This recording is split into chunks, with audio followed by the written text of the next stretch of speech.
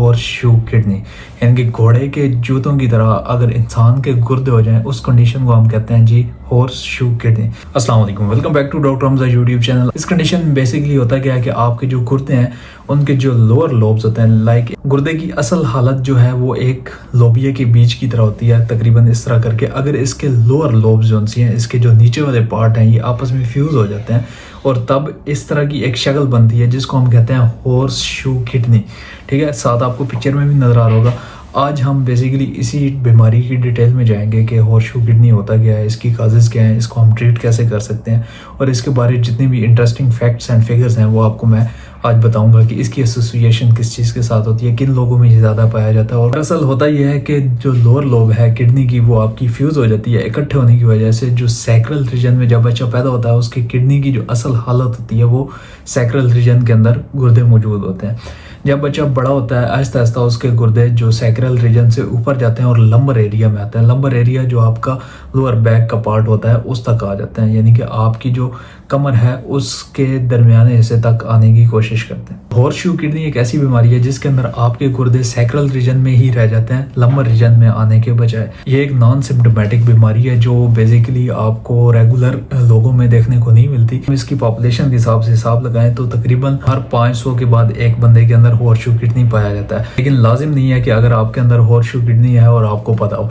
ये तब ही पता चलता है जब आप लोग किसी बीमारी की वजह से, किसी पेन की वजह से आप अल्ट्रासाउंड वगैरह कराते हैं और अल्ट्रासाउंड में आपको हॉर्स शू किडनी देखने को मिलता है। और आपके लिए एक बड़ा सरप्राइजिंग मोमेंट होता है कि आपका जो गुर्दा है वो एक नॉर्मल गुर्दा नहीं बल्कि वो आपके हॉर्स शू किडनी है।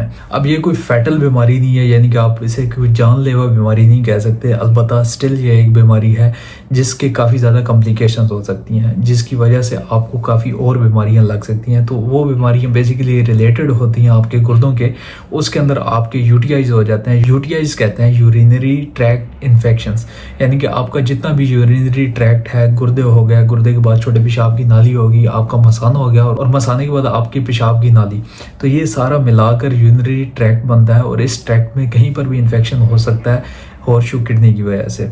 इसके अलावा आपकी ब्लॉकेज हो सकती है हॉर्स शू किडनी की वजह से। जी, आपका जो छोटा पेशाब बनता है वो प्रॉपर पूरा खारिज नहीं होगा, या फिर आपके जो यूरिन की बैक फ्लो वो स्टार्ट हो जाती है और उससे क्या होता है कि हाइड्रोनेफ्रोसिस हो जाती है। हाइड्रोनेफ्रोसिस अगर आपको बताता चलूँ कि गुर्दों के अंदर पानी का भर जाना और गुर्दों के अंदर जो छोटा पेशाब आगे निकल जाना चाहिए वो निकलता नहीं है बल्कि वापस गुर्दों के अंदर इकट्ठा हो जाता है, उसको हम कहते हैं जी हाइड्रोनेफ्रोसिस। इस तरह की कंडीशंस आपको एज अ कॉम्प्लिकेशन देखना पड़ सकती हैं अगर आपको हॉर्स शू किडनी है तो। अब नॉर्मली होता यह है कि जब सैक्रल रीजन से किडनीज ने ऊपर मूव करना होता है तो ऊपर एओर्टा की एक ब्रांच पड़ी होती है। एओर्टा हमारे जिस्म की खून की सबसे बड़ी शरेयान है और उसकी आगे मजीद ब्रांचेज हैं, उसकी आगे डिवीजन हुई है। तो उसमें जो इंफीरियर मेजेंटेरिक आर्टरी होती है वो एब्डोमिनल एओर्टा की जो आर्टरी है लंबर रीजन के पास, वो उस किडनी को ऊपर जाने से रोकती है और उस रुकावट की वजह से आपके किडनीज वहीं पर रुक जाते हैं और आपस में फ्यूज हो जाते हैं। तो इसमें एक और कॉम्प्लिकेशंस देखी जाती है जिसको हम नेफ्रोब्लास्टोमा कहते हैं। नेफ्रोब्लास्टोमा बेसिकली ट्यूमर होता है गुर्दे का जिसको हम विलनेस ट्यूमर के नाम से जानते हैं। अगर बात करें कि किन लोगों में ये हॉर्स शू किडनी सबसे ज़्यादा पाया जाता है तो मोस्टली टर्नर सिंड्रोम की जो फीमेल्स हैं, टर्नर सिंड्रोम के बारे में आपको थोड़ा बताता चलूँ कि नॉर्मल एक इंसान है उसके अंदर 46 क्रोमोसोम्स होते हैं। क्रोमोसोम्स एक मादा है जिसकी वजह से आपकी बॉडी बनी है, ठीक है। तो क्रोमोसोम्स अगर 46 के बजाय 45 रह जाएं, आखिरी क्रोमोसोम जो होता है फीमेल्स का वो अगर मिसिंग हो, या जो स्टूडेंट्स या मेडिकल प्रोफेशनल इस चीज़ को समझते हैं उनके लिए मैं आसान अल्फाज में ये बताता चलूँ कि 45XO जो होता है उसको हम कहते हैं जी टर्नर सिंड्रोम, और ये सिर्फ और सिर्फ फीमेल्स में होता है। उन फीमेल्स की पहचान अगर आपको बताता चलूँ तो शॉर्ट हाइटेड फीमेल्स हो गई, उनकी वेब नेक होती है, चौड़ी नेक होती है और उसके बाद उनका जो कद है वो छोटा रह जाता है। इसके अलावा जो उनका ब्रेस्ट है वो वाइड ब्रेस्ट होते हैं, वाइड चेस्ट होती है, उनकी निपल्स की डायरेक्शन जो है वो लेफ्ट और राइट की तरफ डाइवर्ज हो जाती है। और इसके साथ साथ उनके अंदर एमनोरिया पाया जाता है, लाइक उनकी मेंसेस साइकिल्स डिस्टर्ब रहते हैं या होते ही नहीं है। तो ये थी जी इसकी स्ट्रॉन्ग एसोसिएशन। लाइक अगर किसी फीमेल के अंदर टर्नर सिंड्रोम है तो मोस्ट पॉसिबली हो सकता है सकता है कि उसके अंदर हॉर्स शू किडनी की बीमारी भी मौजूद हो। अब बात कर लेते हैं इसके ट्रीटमेंट की। तो ट्रीटमेंट एज सच रिक्वायर्ड नहीं है जब तक आपको पता नहीं चल जाता। जब आपको पता चलता है उस टाइम डेफिनेटली बात है कोई ना कोई आपको सिम्टम्स स्टार्ट हो चुके होते हैं।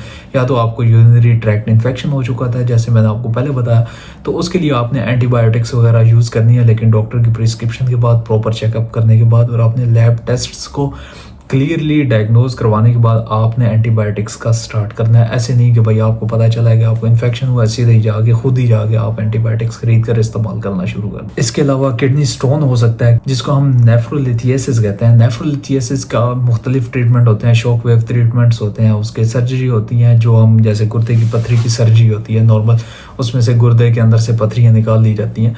तो कुछ इस तरह की कॉम्प्लिकेशंस होंगी, उनको आपने ट्रीट करना है। आप हॉर्स शू किडनी को डायरेक्टली बहुत ही सीवियर केसेस में जाकर सर्जरी के साथ ट्रीट कर सकते हैं कि आप उनको सेपरेट करें और उसके बाद वो अपनी ओरिजिनल लोकेशन पर गुर्दे आपके आ जाएं। इसकी मैंने आपको साथ साथ पिक्चर्स दिखा दी। अभी अल्ट्रासाउंड वगैरह की पिक्चर्स आपको स्क्रीन पर शो कर देता हूँ कि अल्ट्रासाउंड पर आपको किस तरह हॉर्स शू किडनी देखने को मिलेगा। तो अल्ट्रासाउंड मोस्टली डायग्नोज ही अल्ट्रासाउंड के साथ होता है। जब आप लोग क्लिनिक में जाते हो, किसी भी पॉली क्लिनिक में जाते हो, आपको लंबर रीजन में पेन होती है, आप लोग जब उसको अल्ट्रासाउंड करवाते हो आपको अल्ट्रासाउंड पर आपके किडनीज मिलती ही नहीं है। तो उस कंडीशन में क्या होता है कि डॉक्टर आपके थोड़ा सैक्रल रीजन की तरफ मूव करता है कि हो सकता है इस बंदे के जो किडनीज हैं वो नीचे ही रह गए हों, सैक्रल रीजन के अंदर रह गए हों।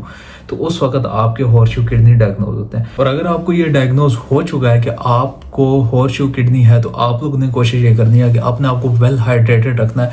सारा टाइम आपने कोशिश करनी है कि हर घंटे बाद, हर आधे घंटे बाद आपने 1 गिलास आधा गिलास पानी का पीते रहना है, ताकि आपको इसके अलावा जो गुर्दे के मसाइल मैंने आपको बताया कि पथरी हो सकती है, आपको इन्फेक्शन हो सकते हैं, उनसे आप लोग बच सको। इसके साथ साथ आपने कोशिश ये करनी है कि जब भी आपको छोटे पेशाब की अर्जेंसी हो, जब भी आपको लगे कि आपको यूरिन पास करने की आदत हो रही है, तो आपने फ़ौरन से कोशिश करनी है कि आपने यूरिन पास करना है, आपने यूरिनेशन करनी है, उसको रोक कर नहीं रखना, ताकि आपका जो बैक फ्लो ना हो। और बैक फ्लो की वजह से जैसे मैंने आपको बताया कि हाइड्रोनेफ्रोसिस के चांसेस बढ़ जाते हैं, तो उन चीज़ों से भी आपने बचना है by following the proper management.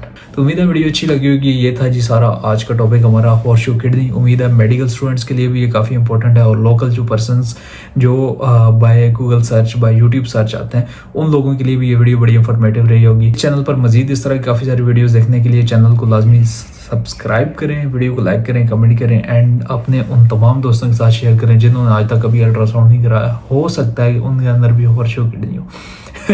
सो मेरा वीडियो अच्छी लगी हो, अगर तो अच्छी लगी है like comment share and subscribe करना मत भूलिएगा। मिलता है इंशाल्लाह नेक्स्ट वीडियो में।